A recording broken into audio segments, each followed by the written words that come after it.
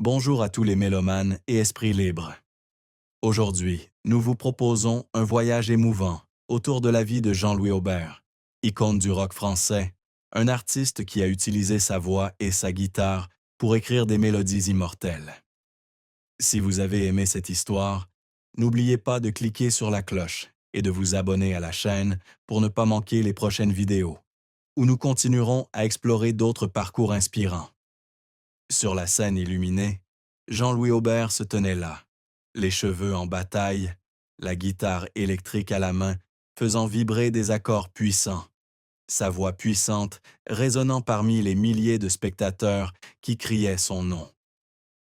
C'était dans les années 1980, lorsqu'il était l'âme de Téléphone, le groupe de rock légendaire qui a fait vibrer la France entière avec des chansons comme Cendrillon et Un autre monde. Il est un symbole de rébellion, de jeunesse, de rêve qui ne renonce jamais.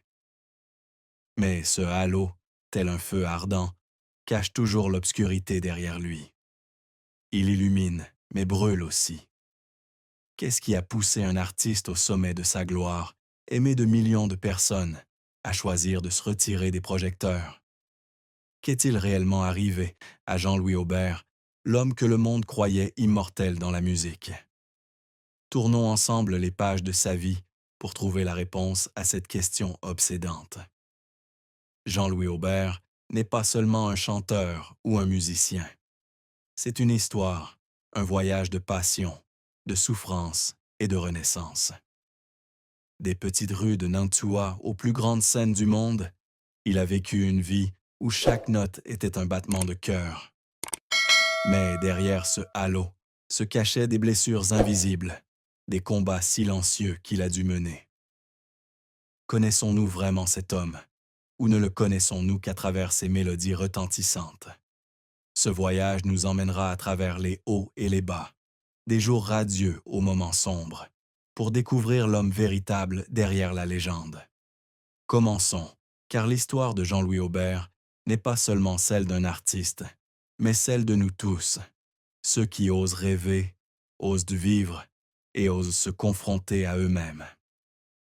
Jean-Louis Aubert est né le 12 avril 1955 à Nantua, une petite ville nichée au cœur du Jura, dans l'est de la France. Nantua, avec ses lacs bleus et ses ruelles brumeuses, fut le berceau d'une passion pour la musique. Son père, Yves Aubert, fonctionnaire et sous-préfet, était un homme strict, qui vivait selon les règles strictes de la bureaucratie. Sa mère, Nicole, était une femme douce qui restait à la maison pour s'occuper de la famille. Mais sa santé fragile l'éloigna de Jean-Louis durant ses premières années. La famille n'était pas riche, mais elle n'était pas pauvre non plus. Cependant, leur vie était assombrie par des règles strictes et une distance affective, les parents étant occupés par leur travail et leurs responsabilités sociales. Lorsque Jean-Louis avait 4 ans, la famille déménagea à Senlis, une charmante ville de l'Oise, où son père continua d'exercer les fonctions de sous-préfet. Ici, Jean-Louis et ses 2 sœurs furent élevés en grande partie par des domestiques, ses parents étant souvent absents. Le manque d'affection familiale laissa les premières cicatrices dans le cœur du garçon. Enfant, confia-t-il un jour, il se sentait comme un invité chez lui, toujours en quête d'amour, mais rarement touché par l'attention. Le soir, seul dans sa petite chambre, Jean-Louis s'évadait souvent dans le monde des disques, où il trouvait le réconfort que sa famille ne pouvait lui offrir.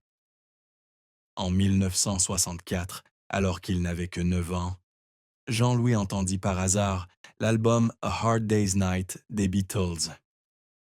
Le son des guitares électriques et les voix énergiques de John Lennon et Paul McCartney lui insufflèrent une bouffée d'air frais. Ce fut un moment décisif, où la musique devint un exutoire pour des émotions refoulées, pour une solitude qu'il ne pouvait exprimer avec des mots. Mais l'enfance de Jean-Louis ne se résumait pas à des rêves musicaux. C'était un enfant difficile, souvent rebelle et provocateur. Les disputes avec son père et les punitions pour désobéissance aux règles ont fait de lui un vilain garçon aux yeux de sa famille et de ses voisins. En 1965, la famille s'installe à Paris, où l'effervescence de la vie urbaine ouvre un nouvel univers à Jean-Louis.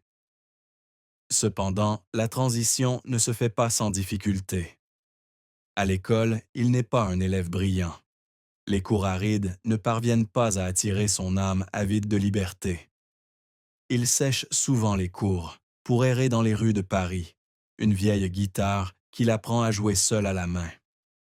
Pour gagner de l'argent et acheter des cordes et des disques, Jean-Louis multiplie les petits boulots, livreur de journaux, plongeur dans de petits restaurants et même chanteur dans la rue. Ces emplois l'aident non seulement à surmonter les épreuves, mais forgent aussi une volonté de faire, une qualité qui façonnera sa carrière. L'enfance de Jean-Louis est un tableau de lumière et d'obscurité.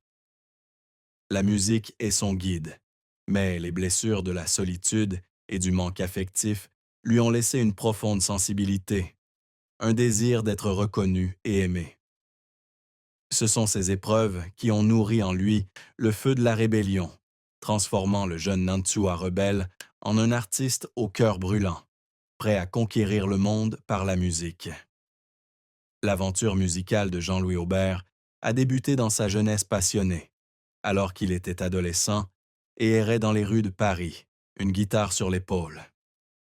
À 17 ans, après avoir obtenu son diplôme du lycée Pasteur de Neuilly-sur-Seine, Jean-Louis décide de quitter les rues familières de France pour entreprendre un voyage audacieux. Une tournée américaine de rue.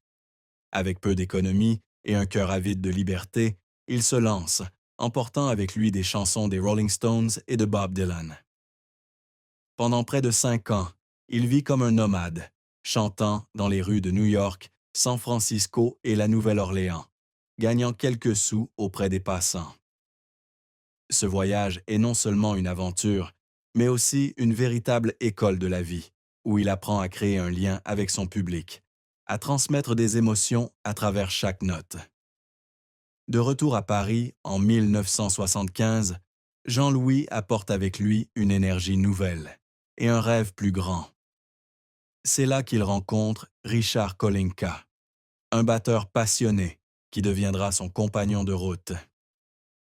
Richard, à l'énergie explosive et passionné de rock tout autant que Jean-Louis, l'invite à rejoindre un petit projet musical appelé Semolina. Le groupe enregistre rapidement un single et J'y vais déjà, où Jean-Louis s'essaie au chant pour la première fois.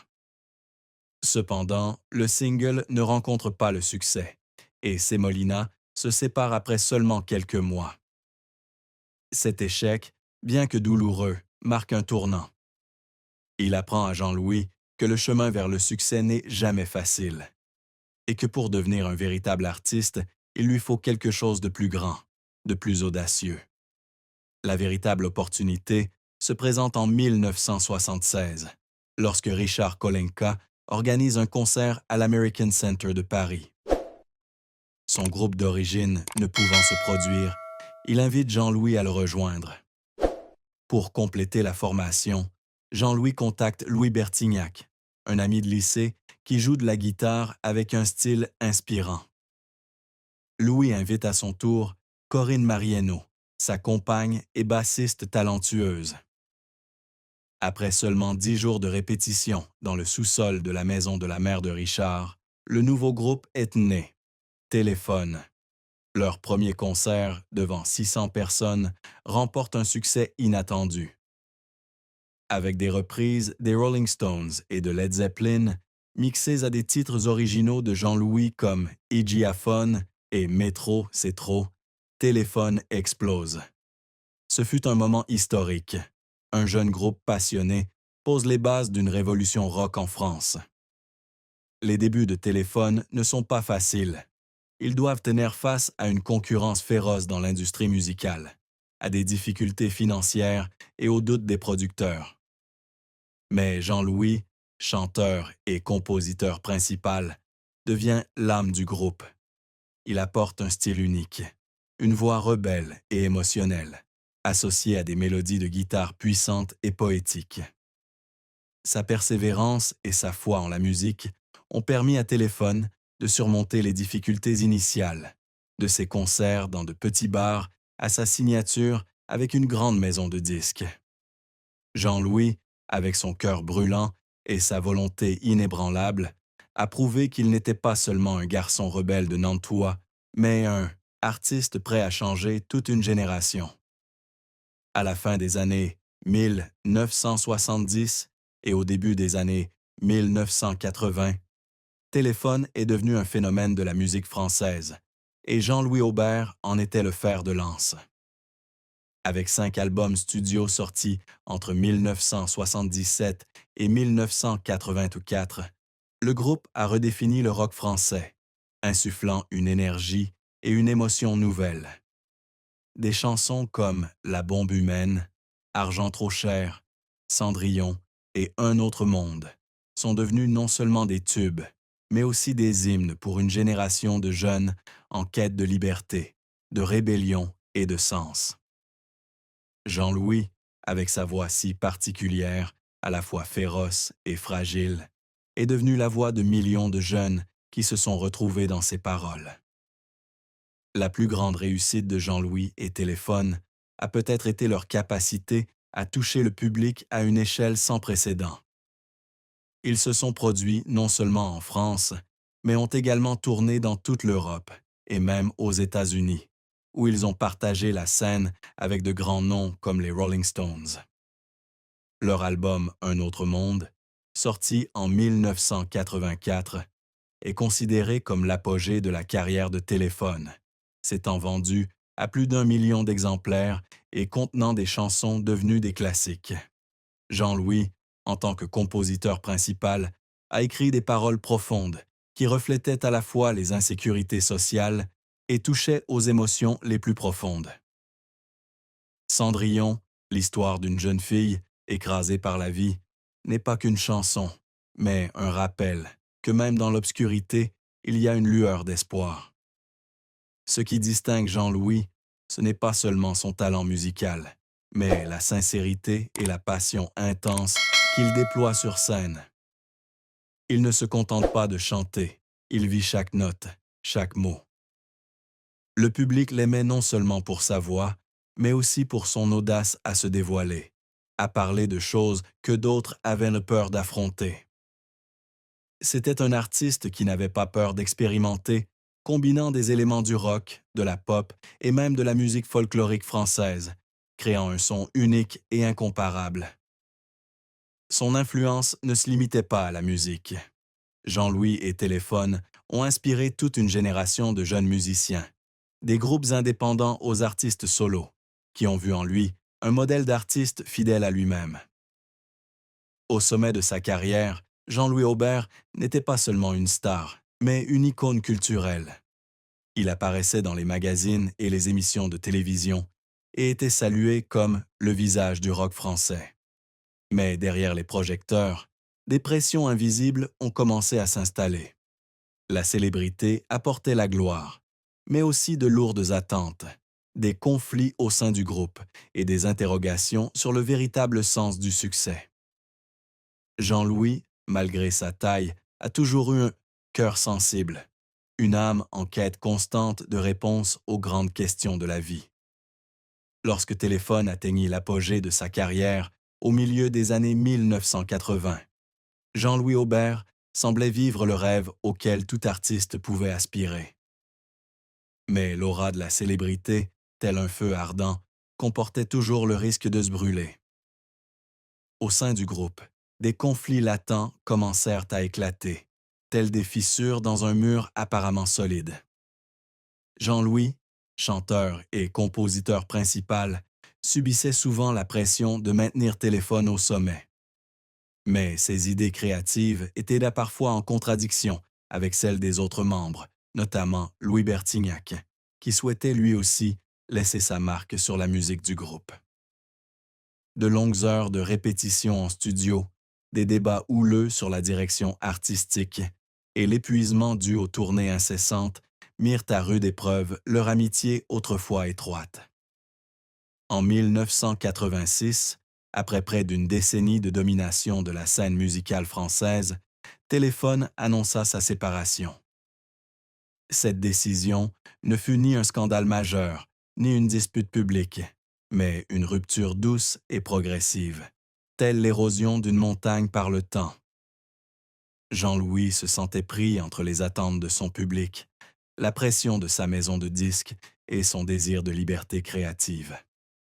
Il confiera plus tard, lors d'une interview, avoir l'impression de courir sur un tapis roulant qui ne s'arrête jamais. La séparation de Téléphone ne marqua pas seulement la fin d'un groupe, mais aussi un choc pour Jean-Louis, qui avait passé sa jeunesse à construire ce rêve.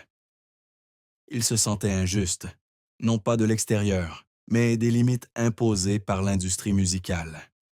Des limites qui l'obligeaient à sacrifier sa liberté pour satisfaire le goût du public. Le silence de Jean-Louis après la séparation de Téléphone attisa la curiosité du public. Il n'apparut pas à la télévision pour s'expliquer, ni n'écrivit de longs articles pour se justifier. Au contraire, il se retira, tel un guerrier fatigué après une bataille, laissant derrière lui des questions sans réponse. Certains pensent qu'il fut discrètement éliminé par le système musical, les maisons de disques se mettant à la recherche de stars plus jeunes et plus fraîches. D'autres pensent que Jean-Louis lui-même choisit de partir, refusant de continuer à vivre dans la cage de verre de la célébrité. Quoi qu'il en soit, la rupture de Téléphone a marqué un tournant majeur dans sa vie, le forçant à affronter la question qu'il avait jusque-là évitée. Qui serait-il une fois les projecteurs éteints? Dans les années qui ont suivi, Jean-Louis a dû faire face aux critiques et aux doutes du public. Certains fans étaient déçus, pensant qu'il les avait abandonnés. La presse a commencé à se demander s'il était toujours aussi créatif ou s'il n'était qu'une star qui s'était éteinte dans le feu de Téléphone. Mais Jean-Louis, avec son cœur sensible et sa volonté de faire, a refusé de se laisser abattre par ces mots. Il savait que le chemin à parcourir ne serait pas facile, mais il savait aussi qu'il ne pouvait pas continuer à vivre une vie qui ne lui appartenait pas. La désintégration de Téléphone, aussi douloureuse soit-elle, a ouvert une nouvelle porte, où Jean-Louis pouvait se retrouver. Après la séparation de Téléphone, Jean-Louis Aubert n'a pas choisi le repos ni l'oubli. Il s'est lancé dans un nouveau voyage, celui de la découverte de soi à travers des mélodies et des chemins moins fréquentés. En 1987, il sort son premier album solo, Plâtre et ciment, une œuvre profondément personnelle, radicalement différente du style de Téléphone. L'album ne connaît pas un grand succès commercial, mais il affirme que Jean-Louis n'a pas besoin de l'aura d'un groupe pour survivre. Il expérimente de nouvelles sonorités, mêlant rock, folk et jazz, créant un style unique, plus proche de son cœur. Des chansons comme Les plages ou Quand Paris s'éteint sont profondes, comme la confession d'un homme en quête de sens dans les fragments du passé.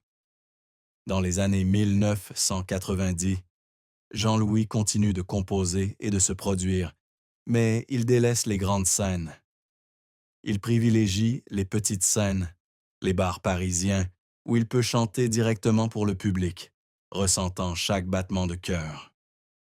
Il commença également à participer à des œuvres caritatives, notamment en faveur des enfants défavorisés, afin de rendre à la communauté ce qu'il avait reçu.